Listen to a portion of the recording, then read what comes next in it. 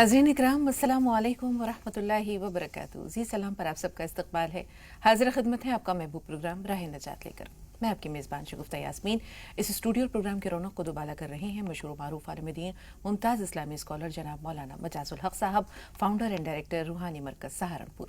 आइए मिलकर खुश आमदीद कहते हैं। पुरतपा खैर मक़दम है तमाम नाज़रीन की तरफ से और हमारी तरफ से मौलाना साहब।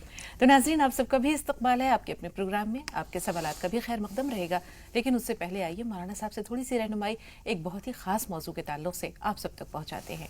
नाज़रीन हमारा आज का मौजू है हुकूक़ुल्लाह।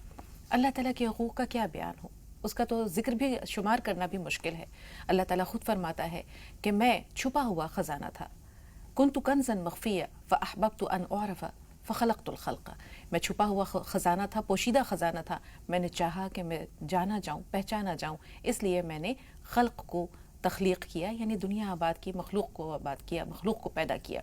तो अल्लाह ताला को पहचाना किस तरह जाए, जाना किस तरह जाए, और किस तरह उसको जानने के बाद, पहचानने के बाद उसकी इबादत, उसकी अताअत, उसकी बंदगी का हक़ अदा किया जाए, ये हम जानेंगे मौलाना साहब से आज के इस एपिसोड में। तो सबसे पहला सवाल यही मौलाना साहब, अल्लाह ताला को जाना कैसे जाए? अल्हम्दुलिल्लाहि रब्बिल आलमीन वस्सलातु वस्सलाम अला रसूलिल करीम व अला आलिहि व अस्हाबिहि अजमईन अम्मा बाद। फ़ौज़ु बिल्लाहि मिनश शैतानिर रजीम बिस्मिल्लाहिर रहमानिर रहीम। रब्बि इश्रह ली सदरी वयस्सिर ली अमरी वहलुल उक़दतम मिन लिसानी यफ़क़हू क़ौली। बिस्मिल्लाहिर रहमानिर रहीम। असल में ये बड़ा अहम मौजू है और बहुत सेंसिटिव मौजू है। आपने जो अभी एक हदीस पढ़ी है, ये हदीस कुदसी है कि अल्लाह रब्बुल इज़्ज़त ने ये बात फरमाई कि मैं छुपा हुआ ख़जाना था, उसे पहचाना कैसे जाए।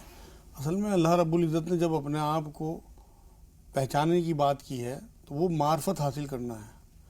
मार्फत हासिल करना, अल्लाह तक पहुँच करना, अल्लाह की हम्द व सना, उसके एहसानात देखे जाएँ और फिर उसकी हम्द व सना की जाए, उसके उस तक पहुँच जो है ये मार्फत है।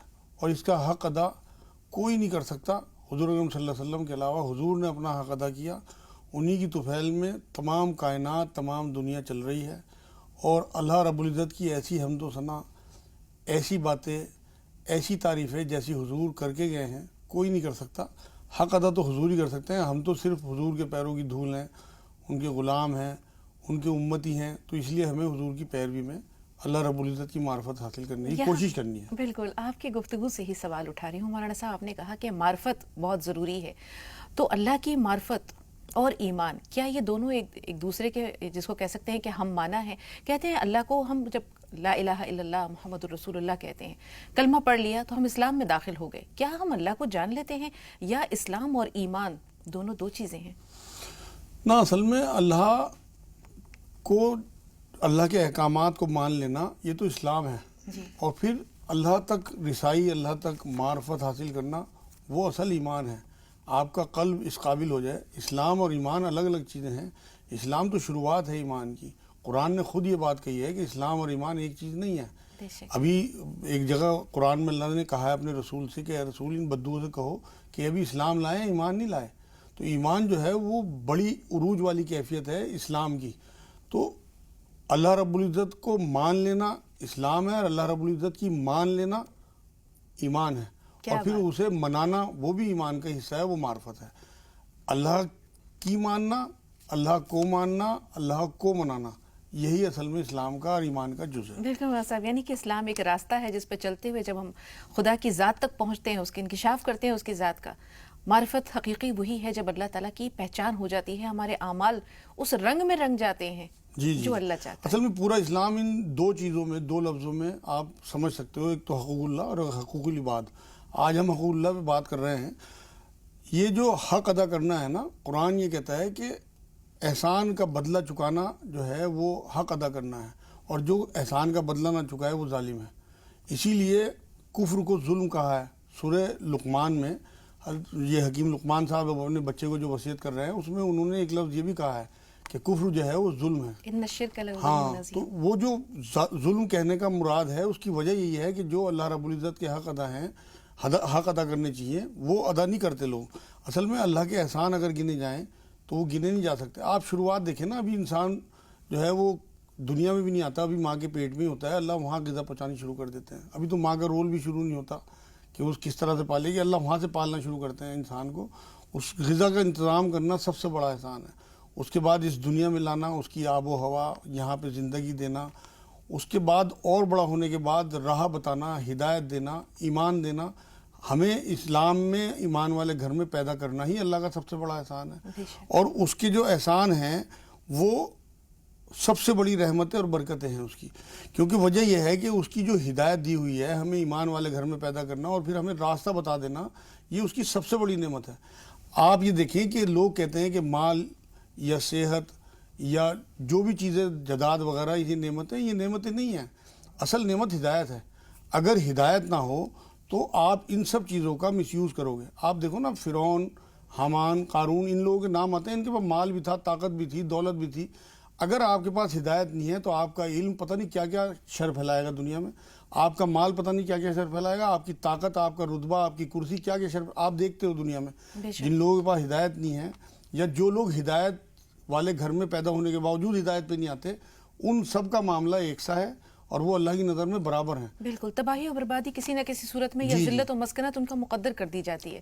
مولانا صاحب، یہاں جیسے آپ نے بھی شرک کا ذکر کیا، تو شرک کی کتنی قسمیں ہیں اور وہ کون سا جس کو کہہ سکتے ہیں کہ ایک حد فاصل ہے، حد امتیاز ہے، نعوذ باللہ، جسے کہ انسان غیر شعوری طور پر یا غیر ارادی طور پر اگر وہ اسے پھلانگ جاتا ہے تو وہ شرک میں داخل ہو جاتا ہے. بالکل. اصل میں شرک کا سب سے بڑا جو معاملہ ہے نا، وہ اللہ کے ساتھ شریک کرنا ہے. اللہ کے علاوہ کسی اور کو معبود ماننا، کسی اور سے مانگنا، کسی اور کی عبادت کرنا، یہ ساری وہ چیزیں ہیں. اصل میں جو چیزیں اللہ رب العزت نے ہمیں دی ہیں، اس میں سب سے بڑا جو اس کا حق بنتا ہے وہ ایاک نعبد و ایاک نستعین، جو آپ ہر نمازوں میں آپ پڑھتے ہو، بار بار دہراتے رہتے ہو. اس کا مطلب بھی لوگوں کو نہیں پتا. ہم تیری ہی عبادت کرتے ہیں، تجھ سے ہی مدد چاہتے ہیں. اصل میں قرآن میں اللہ نے کہا کہ میں نے انسان اور جن کو پیدا کیا بندگی کے لیے. بندگی کہتے ہیں غلامی کو. اور غلام جو ہوتا ہے وہ 24 گھنٹے کا ہوتا ہے. نوکری تو 8-10 گھنٹے کی ہوتی ہے، غلامی 24 گھنٹے کی ہوتی ہے. اور غلام کا سب سے بڑا حق یہ ہوتا ہے کہ اس کی آنکھ، اس کا دماغ، اس کے کان اپنے مالک کے آرڈر پہ ہونے چاہیے، اپنے آقا کے آرڈر پہ ہونا چاہیے کہ کب کیا آرڈر دے دے، کیا اشارہ کر دے. فرشتوں نے سوال بھی کیا تھا تخلیق آدم کے وقت کہ تم یہ مخلوق، اے اللہ تعالیٰ، یہ مخلوق آپ کیوں بنا رہے ہیں؟ عبادت اور بندگی کے لیے تو ہم موجود ہیں. جی سورہ بقرہ میں شروع میں ہی فرشتوں کا سوال ہی آیا تھا. تو اللہ رب العزت نے انہیں یہی جواب دیا تھا کہ تم وہ نہیں جانتے جو میں جانتا ہوں. اصل میں انہوں نے پہلے جنوں کو دیکھا تھا نا، انہوں نے یہاں پہ ہنگامہ برپا کیا تھا. اللہ نے جنوں کو پہلے بھیج، تو اس ہنگامے کو دیکھ کے فرشتوں کو یہ لگا کہ یہ ایسا نہ ہو کہ ایک اور مخلوق ایسی آ جائے تو ہنگامہ مچائے. لیکن انہیں یہ نہیں پتا تھا کہ اللہ رب العزت نے اسے علم سے بھی نوازا ہے. اور علم اور اختیار ایسی چیزیں ہیں کہ انسان کو کہیں سے کہیں پہنچا دیتی ہیں، زمین میں بھی گاڑ دیتی ہیں اور آسمانوں پہ بھی لے جاتی ہیں. تو یہاں ایاک نعبد و ایاک نستعین میں جو میں کہہ رہا تھا آپ کو، اور غلام کا سب سے بڑا کام جو ہے وہ اپنے مالک کے، اپنے آقا کے حکم پہ، اس کے اشاروں پہ اپنی جان، اس کی اپنی کوئی خواہش نہیں ہوتی. اس نے سرنڈر کیا ہوا ہوتا ہے اپنی تمام خواہشات کو اپنے آقا کے اشاروں پہ.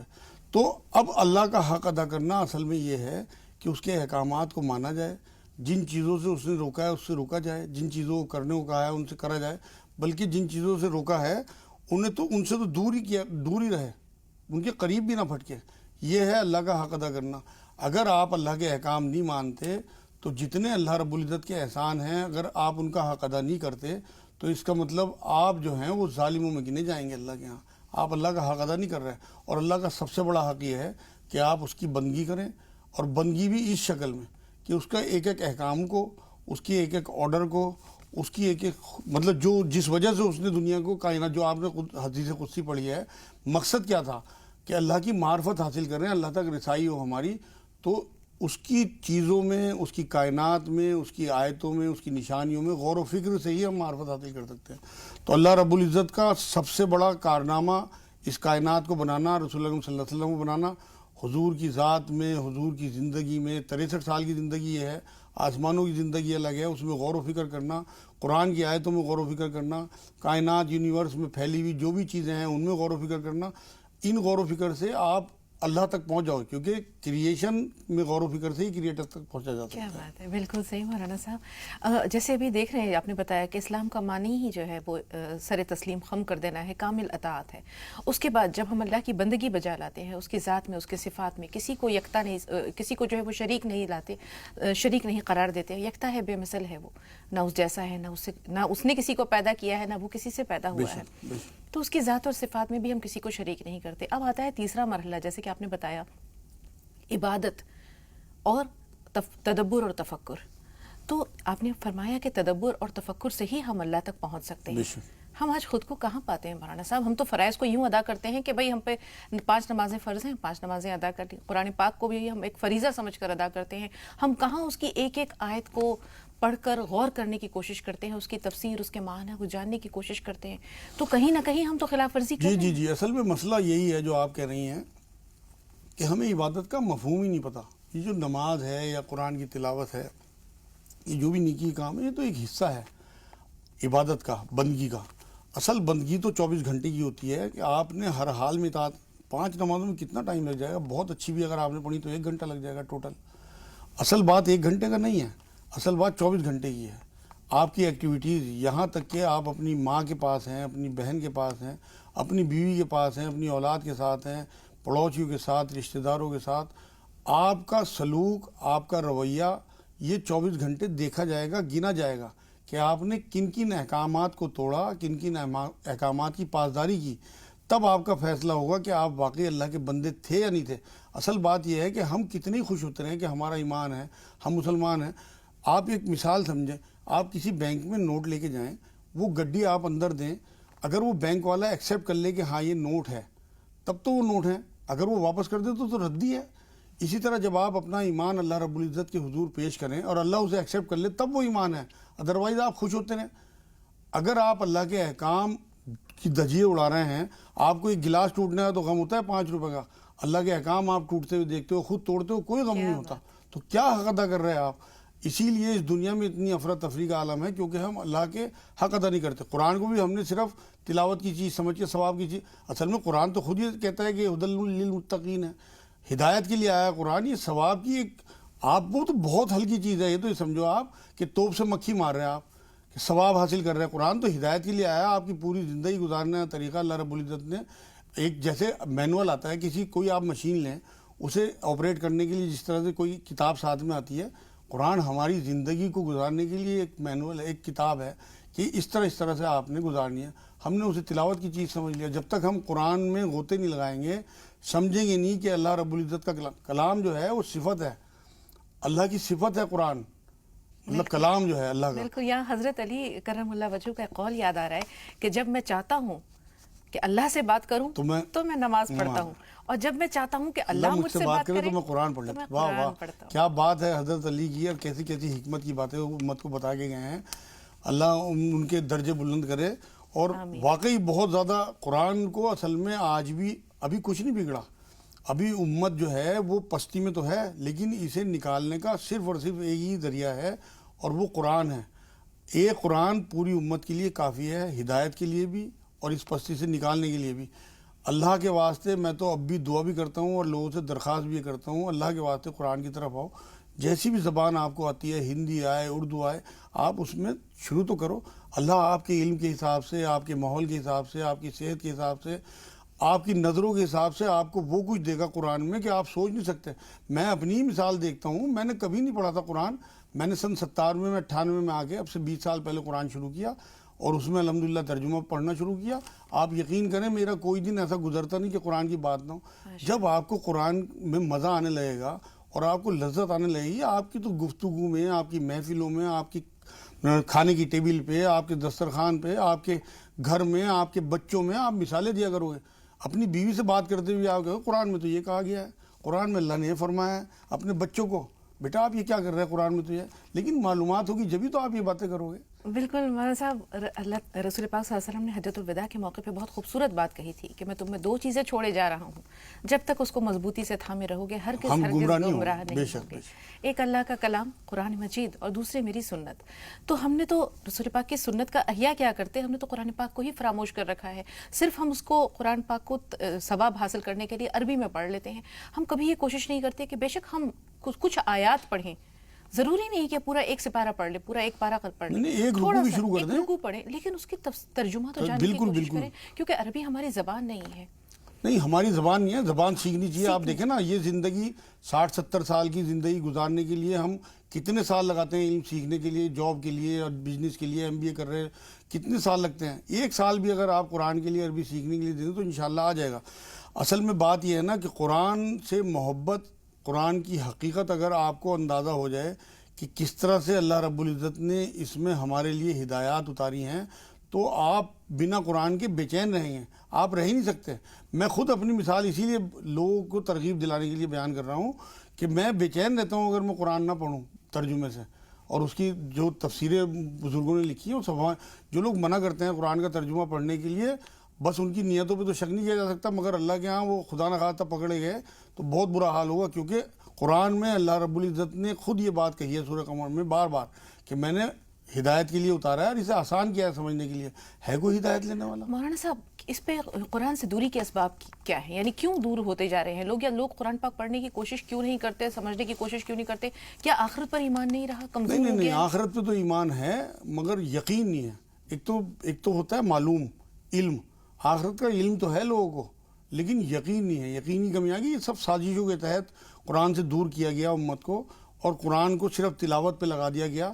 اصل میں جو حق تھا قرآن کا، پھر وہی بات میں جو کہہ رہا ہوں، قرآن کہتا ہے کہ جو کسی چیز کا حق ادا نہ کرے وہ ظالم ہے. تو وہ قرآن کا حق ادا نہیں کر رہی امت، اسی لیے اتنی پستی میں ہے، اسی لیے اتنا زیادہ برا حال ہے. اگر یہ قرآن کا حق ادا کرنے لگے، قرآن کا حق جو ہے قرآن نے جگہ جگہ 5 حق قرآن کے بیان کیے ہیں. اس کی تلاوت جس طرح اس کا حق ہے، تجوید کے ساتھ سیکھ کے اس کی تلاوت کی جائے، اور روز کے معمول کے ساتھ قرآن کی تلاوت کو. جو لوگ یہ کہتے ہیں کہ قرآن صرف ترجمہ پڑھ لیا جائے کافی، وہ بھی ٹھیک نہیں ہے. کیونکہ قرآن عربی زبان میں آیا، عربی زبان اللہ کے رسول صلی اللہ علیہ وسلم کی زبان ہے. سب سے پہلے حدیث ہی قرآن ہے. تو حضور کی سنت سب سے بڑی یہی ہے کہ قرآن کی تلاوت کی جائے، اس کے بعد اسے سمجھا جائے، اس میں غور و فکر کیا جائے، اس کی لوگوں میں دعوت دی جائے، اس پہ عمل کیا جائے. یہ 5 حق قرآن جگہ جگہ اپنے بیان کرتا ہے. ان حق سے ہی ہم دور ہو گئے. صرف ایک ادا کر رہے ہیں، حق ادا کر رہے ہیں کہ ہم اس کی تلاوت کر رہے ہیں. یہ تو 20% ہوا. 5 حق قرآن کے بار بار علماء دین بھی، سب بزرگان دین بھی بیان کرتے رہتے ہیں. آپ 20% پہ رہیں گے تو 80% تو آپ کو نقصان ہی ہوگا. ظاہر سی بات ہے اگر آپ قرآن کا حق ادا کریں گے تو آپ اللہ کی نظر میں ظالم نہیں ہوں گے. پھر اللہ کی طرف سے ہدایات، برکتیں، رحمتیں، ایسی چیزیں ملیں گی. آپ یقین کرو، برکت کہتے ہی اسے ہیں کہ آپ کی کم پیریڈ میں، کم چیزوں میں اضافہ، اندیکھا اضافہ. جب آپ اللہ کے احکام مانیں گے، اس کے کلام کو مانیں گے، اس میں غور و فکر کریں گے تو ایسی برکتیں آپ کی زندگی میں آئیں گی، آپ کی عمر میں، آپ کی صحت میں، آپ کے وقت میں، آپ کی اولاد میں، آپ کے مال میں، کہ آپ تصور نہیں کر سکتے. بھائی برکت ہوئی، وہی برکت کیا چیز ہے؟ برکت انسین چیز ہے کہ جو آپ کو نظر بھی نہ آئے اور آپ کی چیزوں کو بڑھا دے. بالکل ماں صاحب، اللہ کا راضی ہو جانا یہ بہت بڑی بات ہے، اور اللہ کو راضی کرنے کے لیے کتنی ساری چیزیں ابھی آپ نے بیان کر دی. انشاءاللہ موقع ملے گا تو گفتگو کے سلسلے کو آگے ضرور لے چلیں گے. لیکن یہاں وقت ہو رہا ہے ایک چھوٹے سے بریک کا، اور بریک کے بعد ناظرین اپنے ہم کالرز کو شامل کریں گے اس پروگرام میں. آپ دیکھتے رہیں رائے نجات.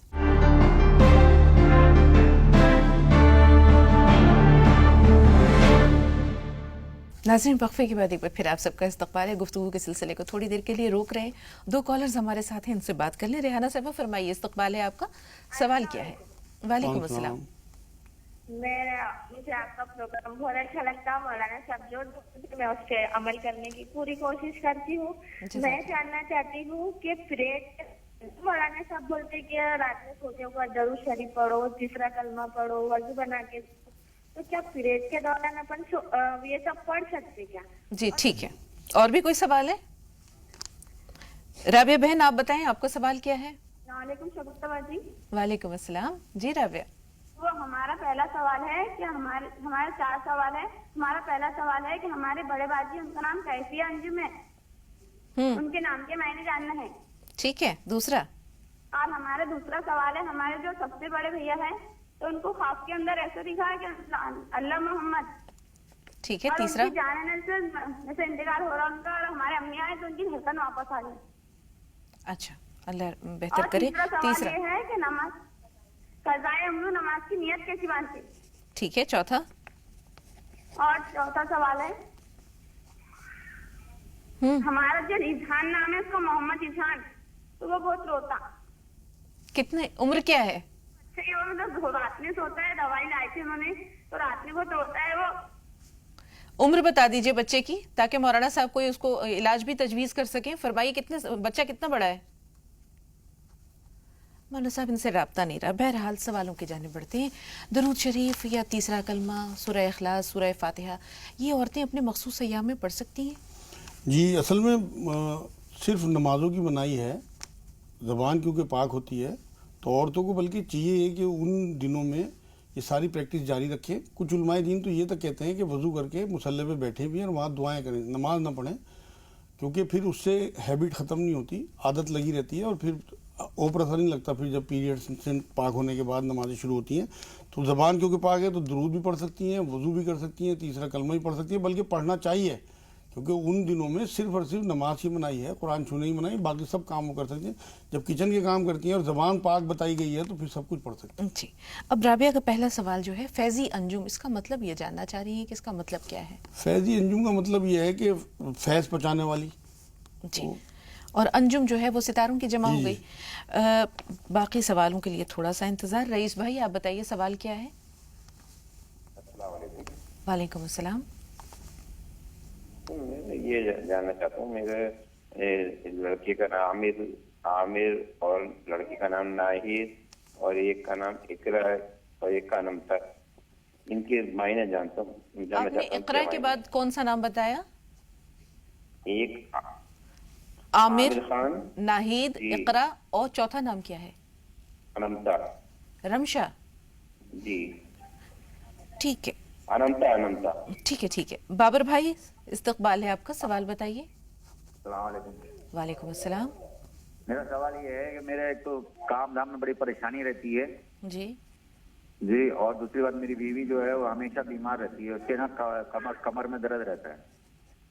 ٹھیک ہے، تھوڑا سا انتظار. مولانا صاحب جیسے انہوں نے بتایا کہ وہ بچہ چھوٹا روتا ہے بہت زیادہ، اس کے لیے کیا ہو سکتا ہے؟ کوئی علاج وغیرہ تجویز کرتے ہیں آپ؟ اصل میں ایک تو انہوں نے عمر نہیں بتائی، لیکن اس کے لیے یہ کریں کہ ایک تو 3 منقع اسے رات میں دیں سوتے ہوئے، اور 11 بار سورہ کافرون، قل یا ایھا الکافرون والی صورت آخری پارے میں، آخری صورتوں میں ہے، وہ پڑھ کے بسم اللہ کے ساتھ، اور اس کے الٹے کان میں دم کر دیں.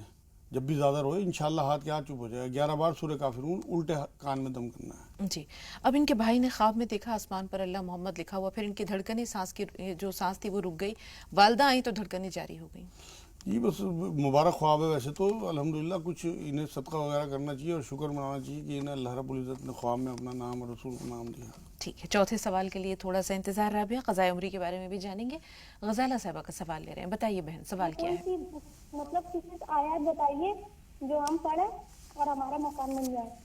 ٹھیک ہے، مکان کی تعمیر کے لیے پہلے قضاء عمری کی نیت بتا دیں. مولانا صاحب کیسے نیت کی جائے گی؟ اصل میں نیت تو کہتے ہیں دل کے ارادے کو، اور اگر کبھی نماز کوئی قضا ہو جائے تو اسے ادا کر دیں. نیت کا معاملہ تو یہی ہے کہ ذہن میں رہنا چاہیے کہ ہم کیا پڑھ رہے ہیں. باقی تو کوئی زبان سے نیت کرنے کی بہت زیادہ کوئی ضرورت نہیں ہے، صرف ذہن میں ہونی چاہیے کہ ہم یہ فلا نماز پڑھ رہے ہیں. بہت بہت شکریہ. خورشید بتائیں سوال کیا ہے؟ ہاں، فرحان پڑھائی میں ہوشیار نہیں ہے، اس کے لیے کچھ بھی. فرحان کی عمر کیا ہے؟ 12 سال کا ہے. ٹھیک ہے جی. مولانا صاحب کام میں رکاوٹیں آ رہی ہیں، یہ بابر صاحب کا سوال ہے. ہاں اصل میں یہ تھوڑا سا اپنی نمازوں کی پابندی کریں اور غصہ نہ کریں. غصہ آنا تو سنت ہے، کرنا گناہ ہے. حضور صلی اللہ علیہ وسلم پی لیا کرتے تھے. اگر یہ اپنے غصے پہ قابو رکھیں گے تو انشاءاللہ ان کا بہت جلدی 5 نمازیں اپنی درست رکھیں، اور 300 بار یا ذوالجلال والاکرام، اور 300 بار یا ولی یا والی یا نصیر، 40 بار آیت کریمہ لا الہ الا انت سبحانک انی کنت من الظالمین روز پڑھیں.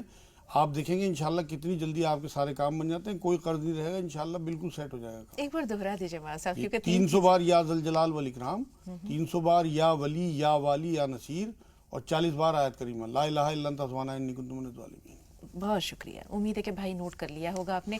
نہیں، انہوں نے ایک کمر کے درد بھی بتایا تھا اپنی جی بیوی اس کے لیے تھوڑا سا انتظار. 2 کالرز ہمارے ساتھ ہیں، جی. پہلے ان کا سوال لے لیں. کافی دیر سے انتظار کر رہی ہیں. رابعہ پہلے آپ بتائیے سوال کیا ہے؟ ہیلو، السلام علیکم. وعلیکم السلام. جی بہن. وہ میں یہ کہہ رہی ہوں، میں گاندھی سماجی سے بول رہی ہوں گی رازیہ. جی اپنا سوال بتائیے. وہ میرا نا شوہر غصہ بہت کرتے ہیں میرے اوپر. نام کیا ہے؟ آپ اپنے شوہر کا نام بتائیے. میرے شوہر کا نام ہے غفار خان. غفار خان. ہاں ٹھیک ہے. عالیہ آپ بتائیے سوال کیا ہے؟ हाँ, कुरान में 19वें पारे में बताए थे मेरे को, काफ या आइन सात से 7 आयतें पढ़ने के लिए 6 मरतबा पढ़ के 7वें मरतबा सूरत खत्म तक पढ़ने को बोले। जी। वो कौन सा टाइमिंग है? अब ये वक्त तो याद नहीं है, लेकिन ये जहाँ तक याद है मौलाना साहब ने औलाद के लिए सूरह मरियम की इब्तिदाई आयत आपको बताई थी। तो मकरूह जो औकात हैं उसको छोड़कर बाकी आप किसी वक्त भी पढ़ सकती हैं। वैसे ये सवाल नोट कर लिया है। जब वैसे मौलाना साहब से जान लें, मौलाना साहब कुरान पाक की तिलावत के लिए या वजीफे के लिए क्या कोई वक्त भी मुकर्रर होता है? नहीं, वक्त कोई मुकर्रर नहीं। कुरान खुद ये कहता है कि सुबह के टाइम जो है कुरान की तिलावत जो है वो ज़्यादा मौसर है। तो अगर ये फजर में पढ़ेंगी तो इंशाल्लाह बहुत फ़ायदा होगा। जी, कोशिश करें कि इंशाल्लाह फजर के वक्त थोड़ा सा कुरान वक्त ही निकाल खुद सकें। कहता है, कुरान नहीं कहा है। बिल्कुल मौलाना साहब। अब हम आते हैं कमर में दर्द की तरफ। ये शिकायत है बाबर साहब की अहलिया को, कमर में दर्द की शिकायत है। असल में ये तो मालूम करना पड़ेगा उनसे। अगर उन्हें लिकोरिया की शिकायत है तो फिर वो 50 ग्राम चने रोज़ खाएं नाश्ते में, मैं छिलकों के भुने हुए चने, और रात को हल्दी वाला दूध पिएं या खाली कैप्सूल मंगा लें, उनमें हल्दी भर के दूध पिएं, तो इंशाल्लाह कमर का दर्द उनका ख़त्म हो जाएगा। गजाला कोई दुआ बता दीजिए अगर उनको। या सलाम या अल्लाह, या सलाम या अल्लाह मुस्तकिल पढ़ती ना इंशाल्लाह, और हाथ पे दम करके अपने फूंक मार के कमर पे फेर लिया करें, दर्द हाथ के हाथ इंशाल्लाह जाएगा। इंशाल्लाह। तबस्सुम साहब इस्तकबाल है आपका, फरमाइए सवाल क्या है?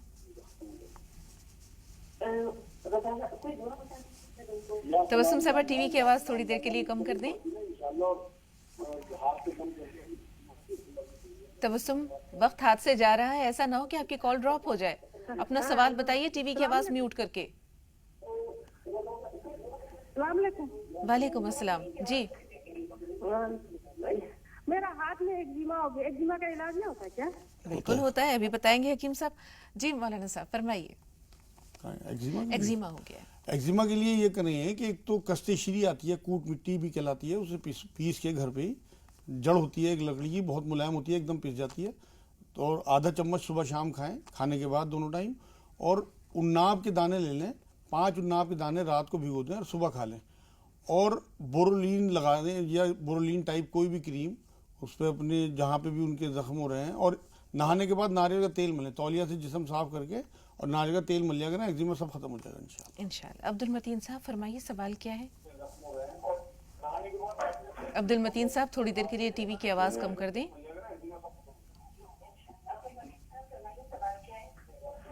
जी मैं ये जानना चाह रहा था। जी अस्सलाम वालेकुम। वालेकुम अस्सलाम। जी भाई, मैं जानना चाह रहा था कुरान पाक कैसे बख्शा जाता है? ठीक है इस्लाम भाई, आप बताइए कैसे, सवाल क्या है? ये हमारे घर में बहुत ज्यादा परेशानी रहती है, बहुत ज्यादा तकलीफ रहती है कि कहीं से भी पैसा आता हाथ में रुकता नहीं है। ठीक है मौलाना साहब। जी जी, मेरे घर में बहुत ज्यादा तकलीफ रहती है। आपका सवाल नोट कर लिया भाई। इसके अलावा भी कुछ जानना चाह रहे हैं? कहीं से भी पैसा हम लोग कमाते लाते घर में, लेकिन पैसा हाथ में रुकता नहीं है। नमाज की कोशिश करते हैं, नमाज हो नहीं पाती हमसे। हमारे अब्बू जान 5 वक्त के नमाजी है।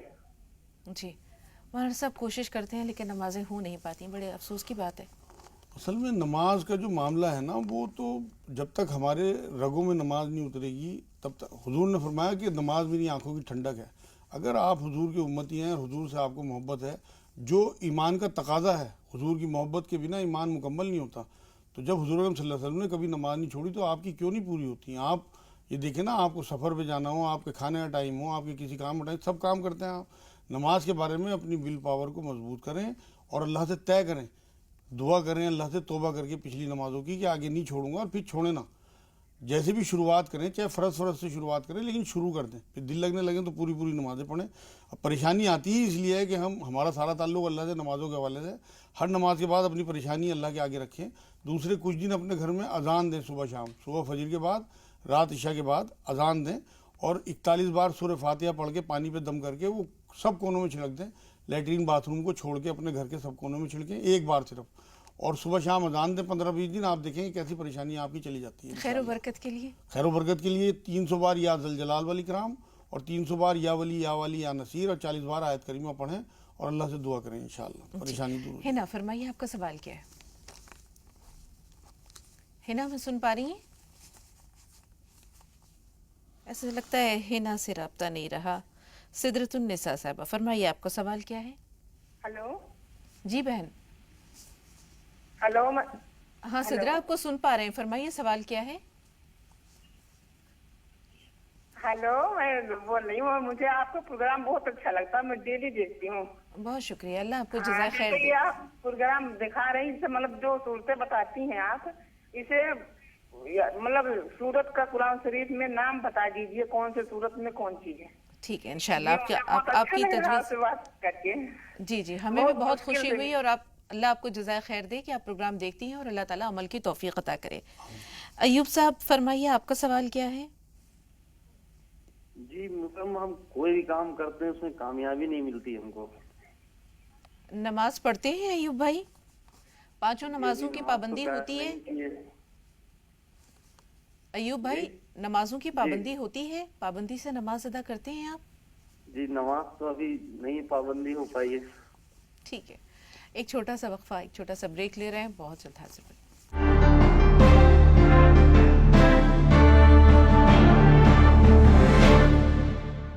नाज़रीन, वक्फे के बाद एक बार फिर आप सबका इस्तकबाल है। रेहाना साहब हमारे साथ हैं, आइए सवाल लेते हैं।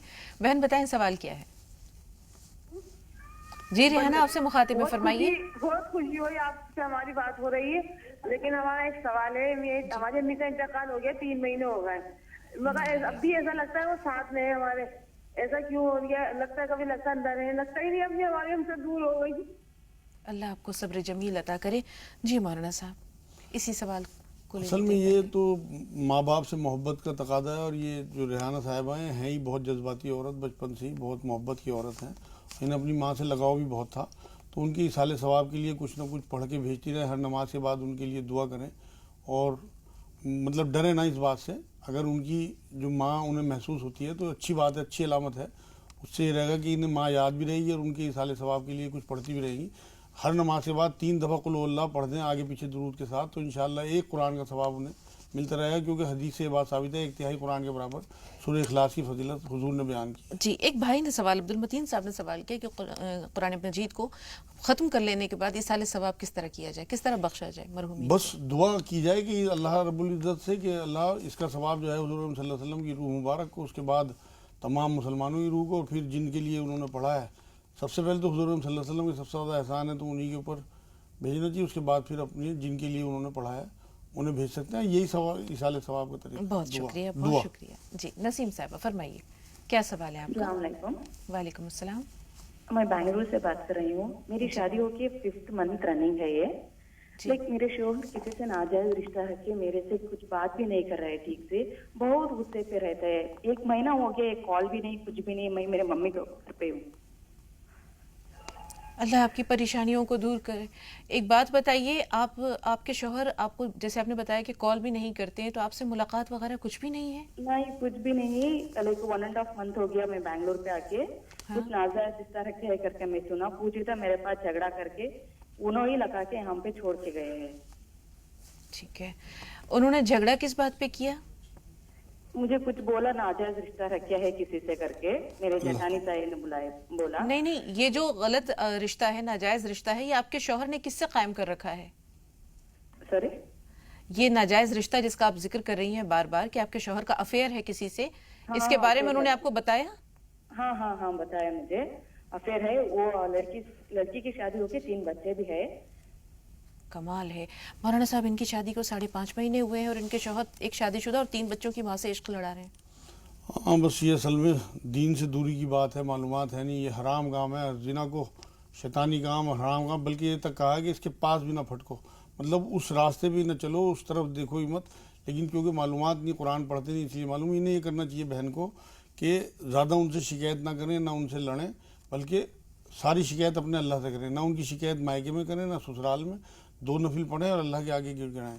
1 हफ्ते तक ये अमल ये करें कि 2 रकात नमाज नफिल वित्रों से पहले पढ़ें, और दोनों रकात में अलहम्दु शरीफ के बाद सूरह मुम्तहिना है 28वें पारे में 60 नंबर सूरत, उसकी 7वीं आयत पढ़ें। असल्लाहु अय्यजल बैनकुम से शुरू है वो, और उस आयत को 7 बार दोनों रकात में पढ़ें। उसके बाद सलाम फेरने के बाद 70 बार ये दुआ करें कि अल्लाह, जैसे आपने दाऊद अलैहिस्सलाम के लिए लोहे को नरम कर दिया था, ऐसे ही मेरे शौहर, उनका नाम लेके कि उनका दिल मेरे लिए नरम कर दीजिए। आप मुतमईन रहें, इंशाअल्लाह 1 हफ्ते में उनका फ़ोन आ जाएगा। और एक हर जुमेरात की रात को 1000 बार या वली पढ़ के अल्लाह से दुआ करें उनके लिए कि अल्लाह, आपने उनकी निगाह में मुझे दिया है, उन्हें मेरे मतलब कर दीजिए, मुझे उनके मतलब कर दीजिए। دوسرے شکایت نہ کریں، لڑیں نہ، بلکہ انہیں پیار سے اپنی طرف لائیں، اپنی طرف اکسائیں، بلکہ جانے کی کوشش کریں ان کے پاس. اس کے بعد آپ ان کے ساتھ رہ کے انہیں ٹھیک کر سکتی ہیں، ان سے دور رہ کے نہیں ٹھیک کر سکتی. بالکل ماں صاحب، اور اب موقع ملا تو ضرور جانیں گے ایسی عورتوں کے بارے میں جو دوسری عورتوں کا، اپنی بہنوں کا گھر خراب کرتی ہیں. وہ اپنے شوہر سے خیانت کر رہی ہیں، اپنے بچوں سے خیانت کر رہی ہیں، 3 بچوں کی والدہ ہیں، وہ انہیں بالکل زیب نہیں دیتا. ایک کالر ہمارے ساتھ ہیں، اگر آپ کی اجازت ہو تو ہم ان سے سوال لے لیں. جعفر بھائی آپ بتائیے آپ کا سوال کیا ہے؟ جعفر بھائی ہمیں سن پا رہے ہیں؟ جعفر صاحب ٹی وی کی آواز تھوڑی دیر کے لیے کم کر دیں اور اس کے بعد سوال بتائیے. ہمارے یہاں پہ جو میں لڑائی جھگڑا ہو گیا 600. السلام علیکم، میں یہ سے حیدرآباد سے بات کر رہا ہوں. جی وعلیکم السلام ورحمۃ اللہ وبرکاتہ. جی جی جعفر بھائی. السلام علیکم. وعلیکم السلام. میرا نام جعفر ہے، جعفر علی. آپ حیدرآباد سے بول رہے ہیں؟ جی. 6 سال سے لڑائی جھگڑا ہوتا، ہم دونوں الگ ہی گھر ہیں. میرا نام بولتے ہیں، ان کو کام پہ نہ اتر رہے ہیں. میرا بچہ میرے پاس ہے، بچی ان کے پاس ہے. نام کیا ہے وائف کا؟ لڑائی جھگڑا سے دور کر رہے ہیں. وائف کا نام کیا ہے؟ جعفر صاحب اپنی اہلیہ کا نام بتائیے، اپنی وائف کا نام بتائیے. یاسمین ہے، یاسمین. یاسمین. ٹھیک ہے، یہ بتائیے کہ کس بات پہ آپ کا جھگڑا ہوا جو بچوں کا بھی بٹوارا ہو گیا؟ بچہ نہیں بولے تو میری بیٹی ان کے پاس ہے، 10 سال کی بیٹی ہے. ہاں. 16 سال کا بیٹا میرے پاس ہے. جی. میرا نام بولے تو بھی، میرے بیٹے کا نام بولے تو بھی انہوں نزدیک نہیں آنے دے رہے. میرا بیٹا ان کے گھر کو گئے تو بھی ذرا بات کرنا نہیں، لڑائی جھگڑا کر رہے ہیں. یہ جعفر بھائی یہ بتائیے کہ آپ لوگوں میں جھگڑے کی نوعیت کیا تھی جو کہ 6 سال سے آپ لوگ ایک دوسرے سے دور ہیں؟ طلاق تو نہیں دیا آپ نے؟ طلاق نہیں ہوئی. خلا دینے کی کوشش کر رہے تھے اسٹارٹنگ میں. جی. مگر کہ میں نہیں دیتا ہوں بول کے پھاڑ دیا ہوں. اچھا کرتے ہیں، اللہ آپ کے گھر کو جوڑے. جعفر بھائی مولانا صاحب دریافت کرنا چاہ رہے ہیں کہ قرآن پاک پڑھے ہوئے ہیں؟ ہاں، میں قرآن نماز پڑھتا ہوں، فجر کی نماز، مغرب کی نماز پکا پڑھتا ہوں، قرآن شریف بھی پڑھتے رہتا ہوں. جی. میں کبھی بھی سہارا سے اردو بنا کے رہتا ہوں.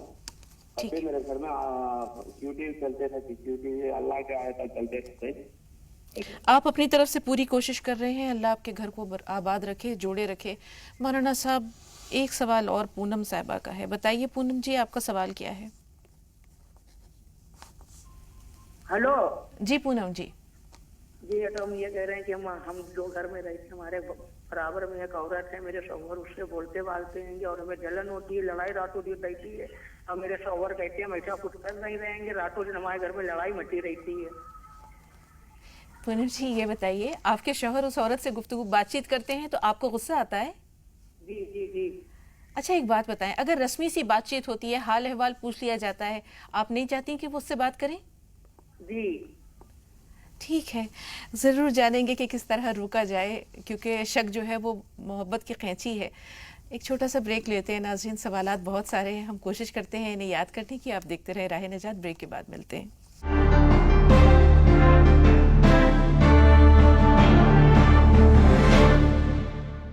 ناظرین وقفے کے بعد ایک بار پھر آپ سب کا استقبال ہے. 6 سوالات ہیں میرے پاس. 2 سوالات بہت طویل ہیں جنہیں تھوڑا سا ہم کہیں گے کہ انتظار کی زحمت دے رہے ہیں جعفر صاحب کو اور پونم صاحبہ کو. چھوٹے سوال پہلے لیتے ہیں. رابعہ صاحبہ کے شوہر کو غصہ بہت آتا ہے مولانا صاحب، انہوں نے ان کا نام بتایا غفار خان. ہاں، انہیں یہ چاہیے کہ ایک تو ان کے اوپر دم کریں یا شہید پڑھ کے جب وہ سوتے ہوئے ہوں 21 بار، یا شہید سرانے کھڑے ہو کے اور پینتیوں کھڑے ہو کے 21 بار سورہ اخلاص، 3 بار درود شریف آگے پیچھے کھڑے ہو کے پیروں کی طرف کھڑے ہو کے ان کے اوپر پھونک مار دیں جب وہ سوتے ہوئے ہوں. اور ایک جمعرات کی رات کو یا ولی پڑھیں 1000 بار اور اللہ سے دعا کریں. اور کسی دن مغرب کے بعد یا ودود 1000 بار پڑھ کے چینی اور نمک دم کر کے رکھ دیں اور وہ انہیں کھلائیں. انشاءاللہ بالکل ٹھیک ہو جائے گا سارا معاملہ. کبھی ایک دو بار ایسا بھی کریں کہ چوتھے پارے کا دوسرا رکوع پڑھ کے پانی دم کر کے انہیں پلائیں. انشاءاللہ وہ کافی ان کا غصہ ختم ہو جائے. جی. ایوب صاحب کو کامیابی نہیں ملتی نماز کے لیے، انہوں نے بتایا کہ کوشش ایوب صاحب کو یہ چاہیے کہ ایک تو اپنے نام کی اہمیت سمجھیں، ایک نبی کا نام ہے اور اس لیے اپنی نمازوں کی پابندی کریں. چاہے شروعات فرض سے کر دیں، اس کے بعد جب دل لگنے لگے تو پھر پوری نمازیں پڑھیں، سنتیں بھی پڑھیں. اور 300 بار یا ذوالجلال والاکرام، 300 بار یا ولی یا والی یا نصیر، اور 40 بار آیت کریمہ، اور 100 بار لا حول ولا قوت الا باللہ. یہ پڑھنا شروع کریں. آپ یہ دیکھیں گے کہ 1 مہینے کے اندر آپ کا انشاءاللہ تعالی सारा का सारा मामला दुरुस्त हो गया। जी, गजाला साहिबा का सवाल है मकान की तामीर के सिलसिले में। मकान की तामीर के लिए इन्हें ये चाहिए कि एक तो ये कुरान में सूरे अनफाल है, उसकी 10 नंबर आयत का विर्द करें। 7वीं सूरत है कुरान में, सूरे, हाँ, तो उसकी 10 नंबर आयत का विर्द करें एक तो, और 41 बार सूरे फातिहा पढ़ के पानी को दम कर लें और अपने मकान में छिड़क दें, उनका मकान इंशाल्लाह बन जाएगा। जी, फरहान साहब को पढ़ाई में दिल नहीं लगता है, ये खुर्शीदा साहबा का सवाल है। हाँ, उस बच्चे के लिए ये करें कि एक तो 100 बार उसे याद करा दें रब्बी ज़िदनी इल्मा की तस्बीह, और जब वो सो के उठे सुबह को तो उसके माथे पे हाथ रख के 21 बार या शहीद पढ़ें आसमान की तरफ देख के, और उसके ऊपर फूंक मार दें। 3-4 दिन में इंशाअल्लाह ताला उसका दिल भी लगने लगेगा। दूसरे, उसे याददाश्त के लिए मुनक्का बादाम और काली मिर्च खिलाएं। 3 मुनक्का, 3 बादाम अगर छोटा हो, और 2 काली मिर्च, और अगर बड़ा हो तो 5 मुनक्का, 5 बादाम और 3 काली मिर्च रोज़ खिलाएं। इंशाल्लाह 10-15 दिन में आप देखेंगे उसका माइंड शार्प हो जाएगा इंशाल्लाह। जाफर साहब का सवाल, जैसे उन्होंने बताया है कि 6 साल से दोनों के दरमियान अलहदगी है, ये तलाक नहीं हुई है, वो खुला के लिए कहती हैं, लेकिन इन्होंने वो कागजात फाड़ दिए थे। असल में इनकी दोनों की ईगो प्रॉब्लम है और दोनों को बहुत ज़्यादा गुस्सा है, और उसी में इनकी लड़ाई हुई हैं। ये शुरुआत इस तरह से करें कि एक तो 2 नफिल पढ़ के अल्लाह से तौबा करें अपने गुस्से की, जो भी उनके साथ तशद्दुद इन्होंने किया है, और फिर वो अमल करें ईशा के बाद का, क्योंकि ये कह रहे हैं कि मैं 2 नमाज़ें पढ़ता हूँ। एक तो अपनी 5 नमाज़ों की पाबंदी करें, नमाज़ों की वजह से काम छूट जाए, काम की वजह से नमाज ना छूटे, ये ध्यान रखें आप, क्योंकि नमाज हुज़ूर सल्लल्लाहु अलैहि वसल्लम की आंखों की ठंडक है और मेराज है मोमिन की। तो इस वजह से आप नमाज़ों की पाबंदी शुरू कर दें, और ईशा के नमाज में वित्रों से पहले 2 नफिल पढ़ें।